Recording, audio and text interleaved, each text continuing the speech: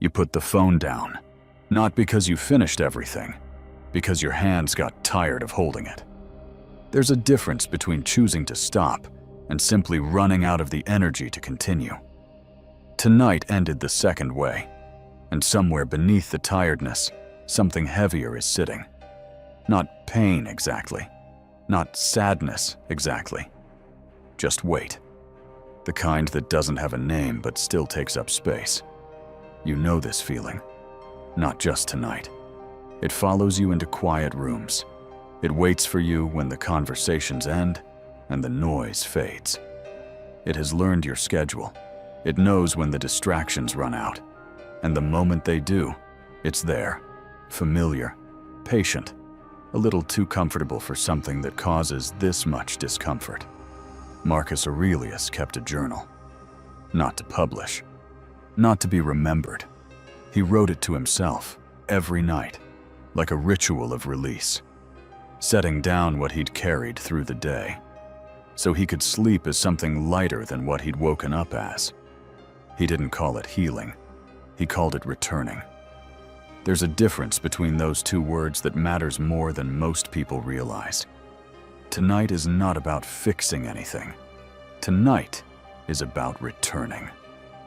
To the version of you that existed before you learned to carry all of this. It's still there. It didn't leave. It just got buried under everything you kept adding on top of it. This is 4 hours. 4 hours where nothing is required from you. 4 hours where the burial can begin. Shift 1. The weight you named yourself. There's a moment you've replayed more than you'd like to admit. Maybe it was something you said and instantly regretted. Maybe it was something you did or didn't do, or did in a way that still makes you wince when it surfaces. You've turned it over in your hands 100 times, examining it, judging it, trying to understand how you could have gotten it so wrong. And somewhere in that process, something subtle happened. You stopped looking at what you did. You started looking at what it said about who you're.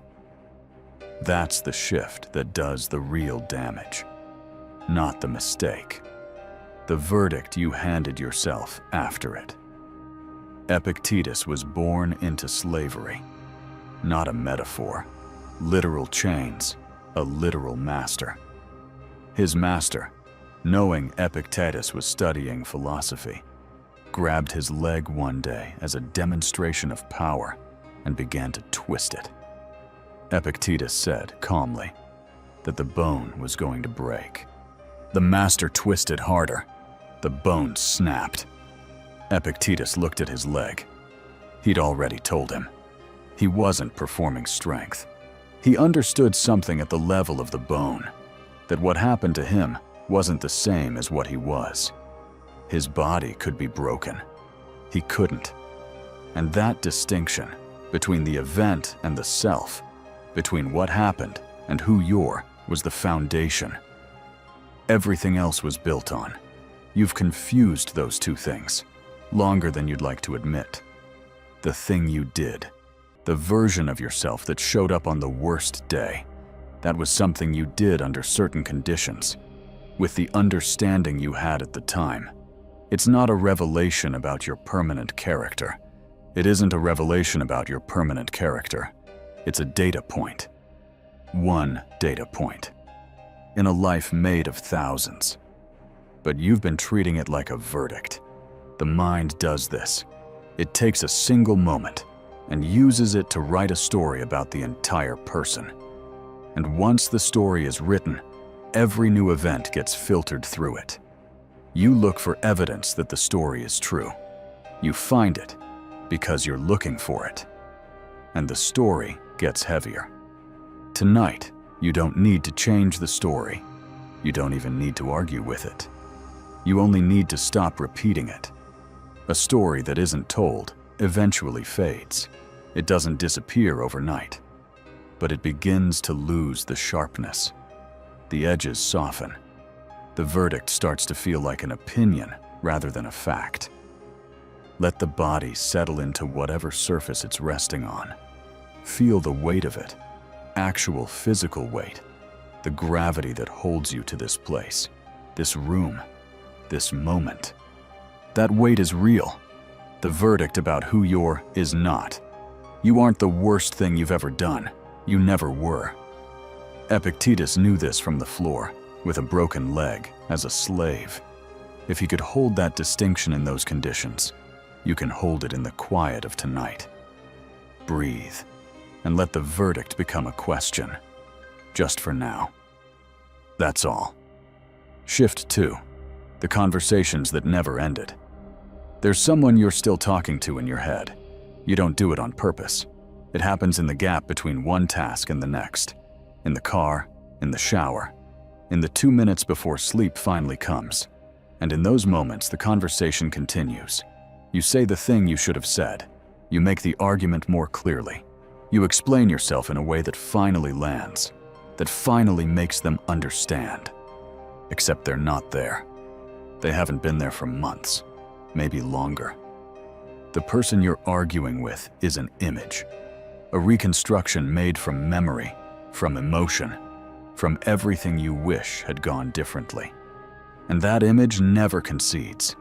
It never apologizes. It never finally understands. Because it's not a person, it's a loop.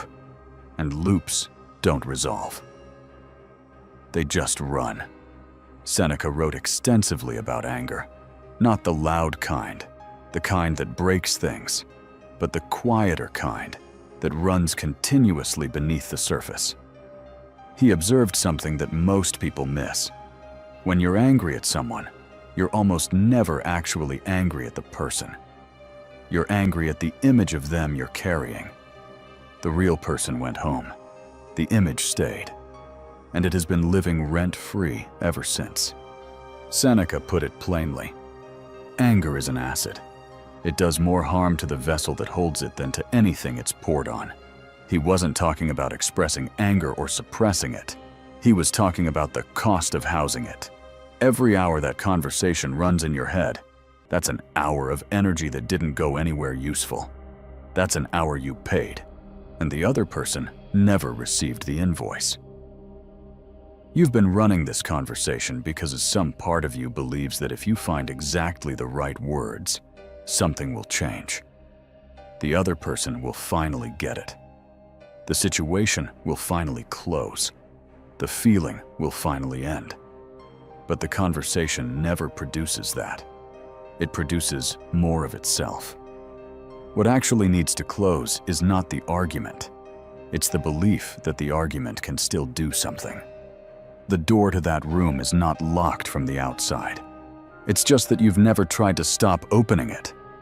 Tonight, you're not forgiving anyone. You're not required to. You're not even required to let go in the way people make it sound. Like a grand release, a moment of transcendence. None of that. You're just practicing something smaller, not walking through that door for the next few hours. That's it. The door will still be there tomorrow. You don't have to burn it.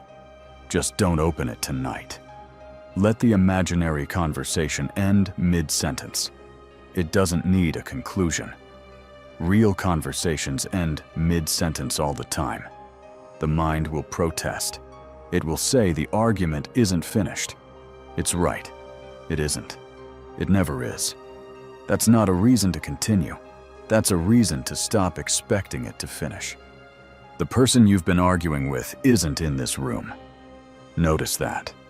Just for a moment, notice the actual quiet. There's no one here who needs your explanation.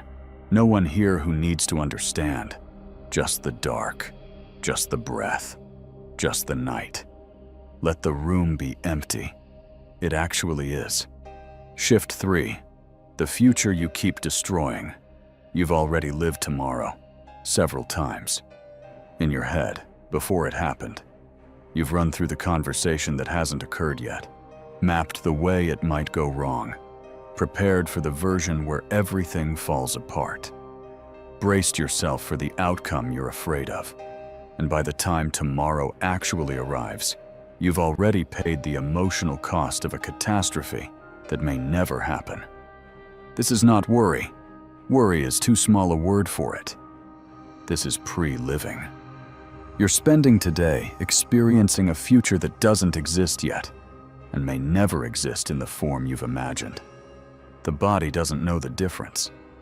The nervous system that tightens when you imagine the worst-case scenario is the same one that tightens when the worst case is actually happening. The stress is identical. The depletion is real. But the event was invented. Marcus Aurelius ruled an empire during plague, war, and constant political crisis. He had more legitimate reasons to catastrophize than almost anyone in history. And yet, he kept writing the same instruction to himself, night after night, in his private journal. Don't imagine the whole of your life at once. Don't build the catastrophe before it arrives. Address what's actually in front of you. Only that. He wasn't telling himself this because it was easy. He was telling himself this because the mind's tendency to build the worst future is almost irresistible. He knew it. He fought it. And he left the record so you'd know you're not uniquely broken for fighting it too. Here is what the mind gets wrong. It treats the imagined future as something to prepare for, as if rehearsing the catastrophe will make it less catastrophic when it arrives. But it doesn't work that way. Rehearsing the fall doesn't soften the landing. It just means you fall twice. Once in your head tonight, once in reality if it ever happens. And often, it never happens at all. You've fallen 100 times that way, practiced 100 disasters that didn't come, carried the weight of futures that never showed up to justify the cost.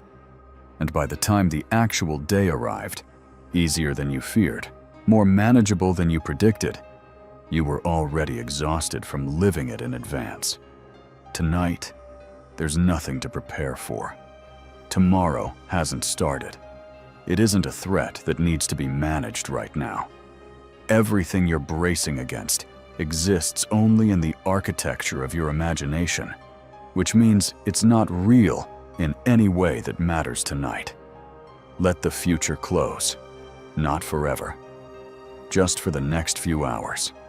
It'll be there when you wake up, and you'll deal with it then, with a mind that is actually rested. A rested mind handles catastrophe better than a depleted one.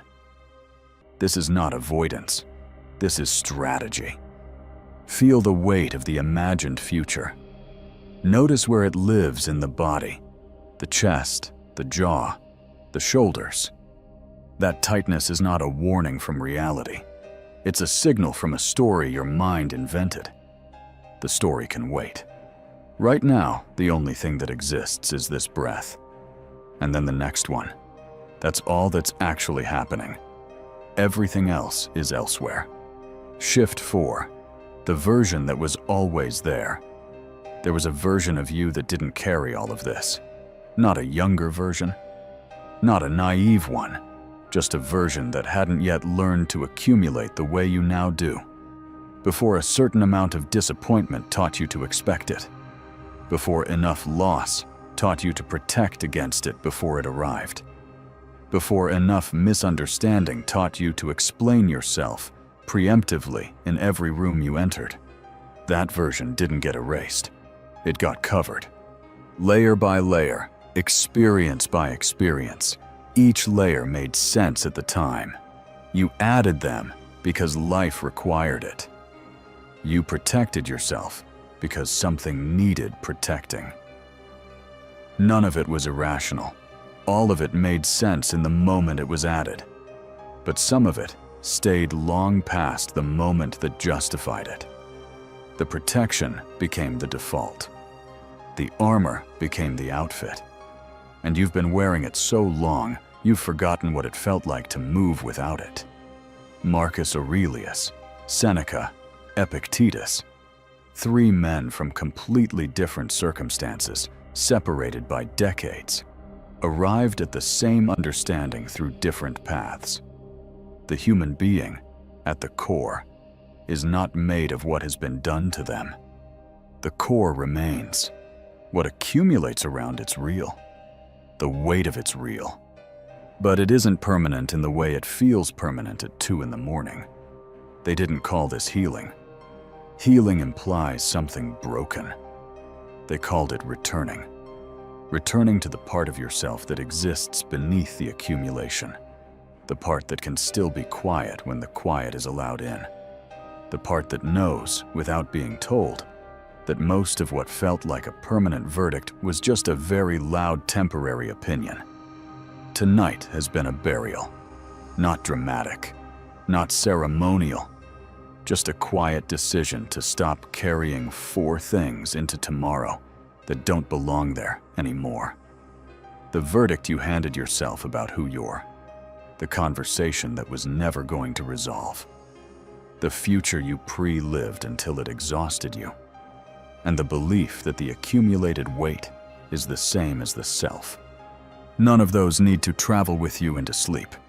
They can stay here, in this room, in the dark. You can pick them back up tomorrow if you decide you still need them. But tonight, leave them. The body is heavier than it was at the beginning of this. Heavier in the way that things get heavy right before they release. The last resistance before the grip loosens. That heaviness is not weight being added.